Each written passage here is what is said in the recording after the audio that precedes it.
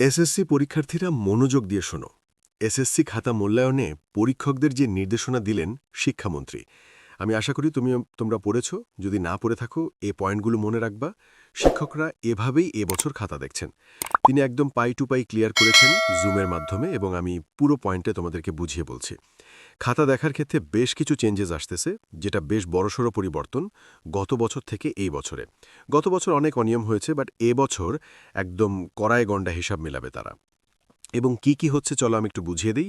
অনেকে ভয় পেতে পারো, বাট ভয় পাওয়ার কিছু নেই। ওকে, চলো আমরা ভিডিওটি শুরু করি। এখানে ডেইলি ক্যাম্পাস থেকে 10 এপ্রিলে আপডেট দিয়েছে। আমরা যদি একটু দেখতে চাই কি বলেছে তারা। যেখানে বলেছে, আসন্ন এসএসসি ও সমমান পরীক্ষার খাতা মূল্যায়ন প্রসঙ্গে পরীক্ষকদের উদ্দেশ্যে শিক্ষা প্রাথমিক গণশিক্ষামন্ত্রী স্যামসন মিলে নির্দেশনা দিয়েছেন। খাতায় যাই লেখা থাকুক, এখানে বলেছেন যে খাতায় যাই লেখা থাকুক সঠিক উত্তর যাচাই করে নাম্বার দিতে হবে। কোনোভাবেই উত্তর অতিরিক্ত বা কম নাম্বার দেওয়া যাবে না। তো পয়েন্ট দুইটা, একটা হচ্ছে যে বেশি নাম্বারও দেওয়া যাবে না, কম নাম্বারও দেওয়া যাবে না। এবং খাতায় যাই লেখা থাকুক যদি সঠিক লেখে তবেই নাম্বার পাবে, আর নয়তো নাম্বার পাবে না। এটা বলেছে তারা। তার মানে কি দাঁড়াচ্ছে? তার মানে এখানে দাঁড়াচ্ছে যে তোমাদেরকে সঠিক উত্তর লিখতে হবে। অনেকে আগে দেখা যায় যে সৃজনশীল প্রশ্ন বানায় লিখতে বা করে লিখতে হবে না, উত্তর থাকতে হবে। হ্যাঁ, তুমি বিশ্লেষণে গিয়ে চাইলে তোমার নিজের ক্রিয়েটিভিটি দেখাইতে পারো, যার কারণে নাম্বার বেশি বা কম পাইতে পারো। তুমি মেইন উত্তরটা তোমাকে রাখতে হবে। সৃজনশীল হোক, সেটা ম্যাথ হোক। তুমি আগে অনেকে ছক আইকা চলে আসতা নাম্বার পাইতে, বাট এখন আর ছকটাক রাখে আসলে হবে না। তোমাকে প্রপারলি ট্রাই করতে হবে, একদম অ্যান্সার পর্যন্ত বের করতে হবে। এটা আসলে অনেকটা টাফ। দেখো, আমি একটা অঙ্ককে দুভাগে ভাগ করি। যে অঙ্ক সঠিক সূত্র আমি দিয়েছি, আমি অর্ধেক করেছি। আমার মনে হয় যে ওই অঙ্কে শিক্ষার্থী 4-এর মধ্যে 2 পাওয়ার যোগ্য। কিন্তু এখন নিয়ম হয়েছে যে অ্যান্সার বের করতে হবে, আর শিক্ষার্থী কোনো নাম্বারই পাবে না।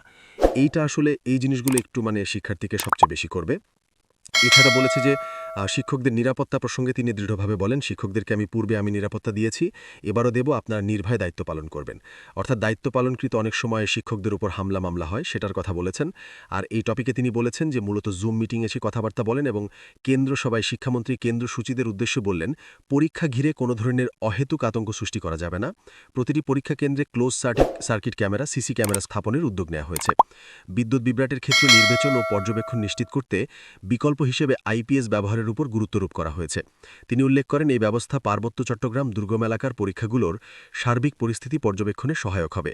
অর্থাৎ তিনি মূলত যত পার্বত্য এলাকা, চর এলাকা, একদম যেখানে যা থাকুক সবকিছুতেই তিনি সিসি ক্যামেরা আনছেন, এবং সিসি ক্যামেরা আনছেন না সেটার জন্য লাগলে তিনি আইপিএস আনবেন, সেটার জন্য তিনি বরাদ্দ দিচ্ছেন। এবং তিনি মূলত এবার হেলিকপ্টার নিয়ে এদিক ওদিক না গেলেও তিনি সব ক্যামেরাকে একটা জায়গায় এনে তিনি সকল ক্যামেরাকে একটা জায়গায় এনে দিন তার সমাধান তিনি করবেন, বা সেখান থেকে তিনি অবজারভেশন করবেন, এবং যেখানে অসঙ্গতি পাবেন সেখানে তিনি যাবেন।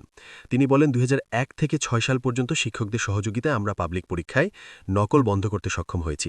এবারও শিক্ষকদের সম্মিলিত প্রচেষ্টায় নকলমুক্ত পরীক্ষা আয়োজন করা সম্ভব বলে আমরা আশাবাদী। প্রশ্নফাঁসের গুরুত্বপূর্ণ অপরাধী হিসেবে মন্ত্রী বলেন, 2001 থেকে 6 সাল পর্যন্ত প্রশ্নফাঁসে কোনো ঘটনা ঘটেনি, তাও এবারোটা কঠোরভাবে প্রতিরোধ করা হবে। সো এখানে কয়েকটা পয়েন্ট ক্লিয়ার করি তোমাদেরকে, যে তিনি আসলে পরীক্ষা শুধুমাত্র নেবেন না, তিনি শিক্ষকদেরকেও প্রপারলি বোঝাচ্ছেন কিভাবে খাতা দেখা হবে, এবং শিক্ষকরা সেগুলো মেনটেন করবে। তো পয়েন্ট দাঁড়ালো এই যে তোমাদের বইয়ের ভাষায় লিখতে হবে। বানিয়ে লেখার ক্ষেত্রে খুব বেশি ওয়ার্ক পড়বে না। তাই একটু মেইন বই বুঝে পড়ার ট্রাই করো। যত বুঝতে পারবা তত প্রশ্ন সলভ করতে পারবা, যে কোনো বিষয়ে তুমি সলভ করতে পারবা। বেসিকটুকু জানো, ইনশাল্লাহ ভালো কিছু হবে। সকলে অনেক ভালো থাকবা। আল্লাহ হাফেজ।